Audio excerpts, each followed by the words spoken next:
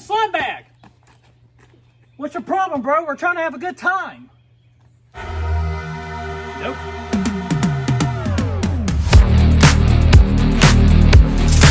Who the hell are you? What the hell?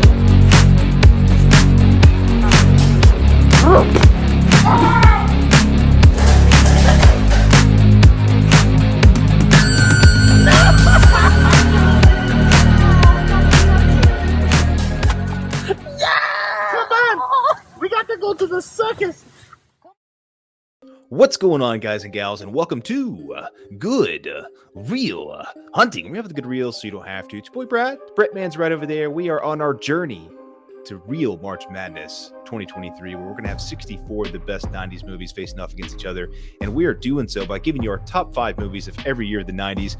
We're at 1991 today. Weird year, Birdie, because this has 2 of the best movies of the freaking 90s, but it also just freaking dives off the freaking deep end after that, in my opinion. Well, actually, no, there's a third one that's really strong, but we're going to find out here in a second just how these lists are going to go. So interesting what came into your birth month here of 1991 here, because 90s was a blast. 91, I'm sure, I know the big 2 you know, and I'm sure everybody watching this video knows about the big 2. So what could possibly else be in our top 5? And before we really dive into it, we want to hear from you guys. What are some of your favorite movies that came out in 1991? Let us know in that comment section down below, because I promise you we're going to be missing a few titles. So without further ado, Brad, I know we actually have no honorable mentions in this particular video, so let's go ahead and start out with number 5. Yeah, man, honorable mentions are coming back. I think this is the weakest year of the 90s from what I saw from an overall standpoint. Number 5, and you're about to find out how real quick just how bad it is, because number 5 is Child's Play 3. Child's Play 3. We are starting off with a bang here. I actually don't think this movie's as bad as people give it credit, make it out to be. I think it's really solid. It's honestly right up there with Child's Play 2 from a story standpoint. Obviously, this one's not as well done. The characters aren't as good. We don't have classic Andy in this thing. We have old ass Andy in the military camp, which is fine though. But there's some really good. This is Chucky really coming into his own here. Presto, you're dead. He's dropping free. He's swapping out paintballs with real guns and all this other stuff. It's really cool. It's fun. I've always really enjoyed this one, and I used to watch it a lot as a kid. So it comes in at number 5. Man, you must have freaking looked at my letterbox, because my number 5 is also Child's Play 3. So yeah, here we go, man. Don't fuck with the Chuck, you know. So Chucky comes in at number 5 once again, just like on my last list with Child's Play 2, but this time it's Child's Play 3. But this time we kind of take a couple of steps back. Like the military setting, like it's nice, but I feel like they could have done more with it. And plus, not having actual Alex Vincent in the movie and having a whole completely different Andy kind of throws everything off. I still love the third act, with how Chucky meets his demise, and of course switching out the paint gun with the actual bullets and all that is freaking awesome. And of course we get great one-liners in this movie, but still not the strongest, but just enough where it makes it into this top 5 at my number 5. Yeah, man, it's a doozy, man. Number 4 for me is one that honestly, I'm glad I was doing this list, because I almost forgot about this movie completely when I was looking at all the movies from this year. I was like, oh, dude, I haven't seen that in so long. And it's Backdraft. You got Robert De Niro and Kurt Russell in this thing. Classic firefighter tale. Honestly, it's been so long since I've seen it. I just remember Backdraft, the Backdraft portion of Backdraft. How it gets pretty intense, man. A lot of good stuff. A lot of good, obviously the good performances there all around. I think it's a classic movie of the 90s. It's just been forgotten, man. And it's one I'm probably going to rewatch again pretty soon now that I've reminded myself of it. So yeah, it snuck in here just ahead of Child's Play. Man, I was so expecting you to say Teenage Mutant Ninja Turtles 2, The Secret of the Ooze, because I have absolutely no idea what you just mentioned. I'm pretty sure you just pulled that one out your ass. Backdraft? You never heard of Backdraft? It's classic. Never it's got heard Robert of it in De my Niro. entire life. Oh, dude, you got to check it out. It's actually a great movie. All right, I guess I'll add it on to my freaking list right here. All right, I got it written down right here just so you can see it. I'm using invisible ink, but we're going to go ahead and move on. So it's directed by Ron Howard, by the way. Sorry, but yeah. Ron Howard. You know what? I heard of that director, so okay, I'll give it a watch. How about that? Yeah. All right, I'll do that. So my number 4, let's freaking go Robin Williams route right here, and let's go with the old classic tale, a childhood story of Hook.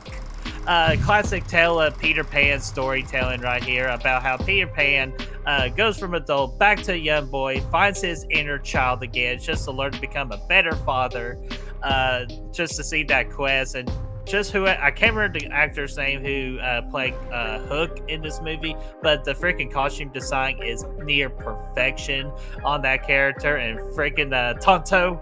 No, I don't think Tonto's in this movie. Man, it's been a while since I've seen this. I just know I freaking love it. I enjoy it. My number 4 is Hook. It's good, man. I thought about putting that on here. I just never been that big of a fan, but it's good. It's classic. Number 3 for me, there's really no surprises from here on out. In my opinion, these are far and away better than anything else in 1991. Number 3 is Point Break, dude. This is a movie that I actually didn't see for the first time until a few years ago, but I've loved it ever since. Keanu Reeves, well, he's still in his prime if you ask me. He's out there slaying fools out there, John Wick style, tearing it up, crushing it as always. But this was back when he's really starting to come into his own. This was actually really early in his career, not too far after Bill and Ted and all that stuff, and a little bit before Speed. So he's out there crushing it. You got Gary Busey in this thing.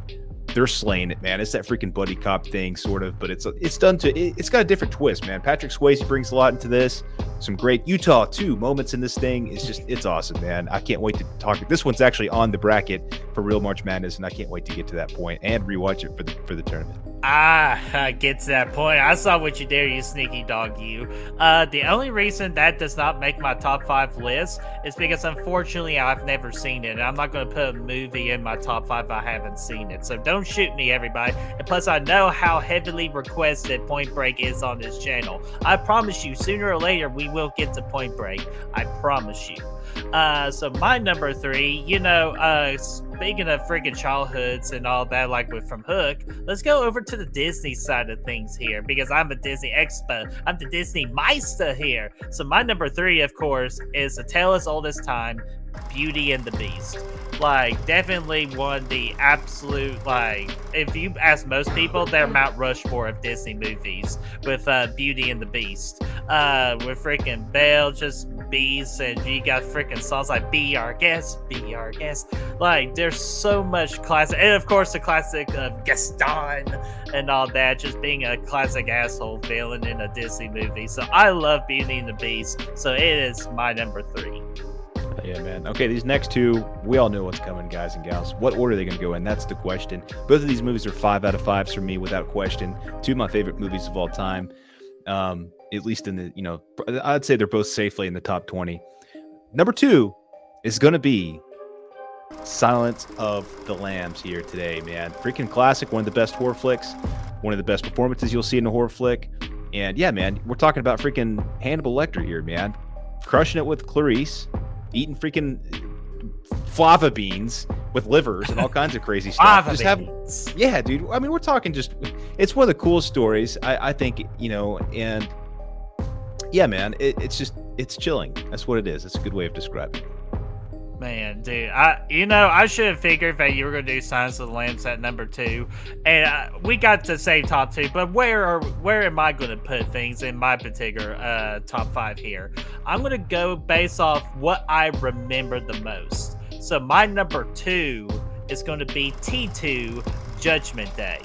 And I've only seen this movie one time, but that one time made a true big impact on me. And I freaking love it. It's like hasta la vista, baby. And definitely one of the classic action movies of all time. And Sarah Connor is freaking bagged, jacked, ready to go. And we see her freaking John Carter, and just to see how he has lived with having a crazy mom and freaking T-1000 going after, which the T-1000 freaking amazing villain and freaking just scary as all hell. It's just the only reason it's at my number 2 is because, again, I've only seen it once, and with my number 1, I've seen it countless times, so I can't do it. Maybe with this latest rewatch of T2 here coming up in a couple of weeks, maybe that can change, but as of right now on this recording, number 2 is T2. Yeah, that's a good option, man. So yeah, my number 1 is T2. And why did it go number 1 over Silence of the Lambs? Basically, it came down to rewatchability for me. While both of these movies actually are very rewatchable in their own right, T2 to me is just a little bit more so. It's a little bit more fun. It's action packed. The pacing's great. You get some of the best action scenes You get, effects that were way ahead of their time, man. We're talking about freaking early CGI that still holds up today for the most part. Yeah, it's not perfect in today's standards, but it still holds up at the end of the day. It's still better than some of the stuff they're putting out today. Practical effects, dude, it's bar none. Nobody freaking messes around with Terminator and gets out to tell another story about it. I don't know what the fuck that means. I don't know where that came from. But I am telling you this, man. One of the best. I think this might be my favorite action at the end of the day. It's up there. It's in the top 2, top 3, somewhere in there.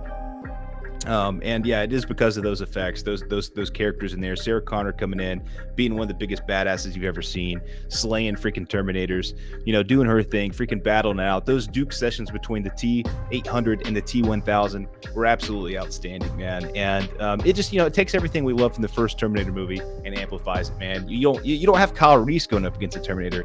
You got a freaking Terminator going up against a superior Terminator. You still have the underdog effect here. But it's a fun ride. It's a fun ride. Hell yeah, man. And dude, I'm sure if I would have rewatched T2 before this, T2 would have been my number 1. My number 1 is going to be Silence of the Lambs. I'm sure with a latest rewatch of T2, it might have been number 1, but just at this time, it is going to be Silence of the Lambs at number 1. And man, how could it not be? It's well deserving of a number 1 spot in the 1991 movie list. Just freaking Hannibal Lecter, played by Anthony Hopkins, man. Freaking what a way just to use just little time with a character, but every time he's on screen, it's just he freaking steals it, man. And man, we even get a young Jodie, we get Jodie freaking Foster playing Claire Lees, competing with Anthony Hopkins, man. Dude, that's just not pretty much heard of, but it's freaking outstanding to watch on screen. And of course, we get freaking another awesome villain that's probably not talked about too much in the horror genre, and that's freaking Buffalo Bill. You wanna fuck me? Like that, man. Hell, I even was boogieing to that song, Hello Haddonfield. But is that great big fat woman? Put the lotion in the basket. But man, see, we could quote it all day, man. Definitely so that is why it's my number 1 of Silence of the Lambs. I absolutely love this movie. Yeah, dude, it's great, man. I figured that was gonna be your number 1, so I didn't talk too much on it. But I agree with everything you just said, man. And I'm looking forward for this Terminator 2 of these movies that we ranked here today. This Terminator 2, Point Break are all in the bracket, so it's gonna be a good time when those are the ones that are. The bracket's full of movies of that caliber, man. It's gonna be awesome.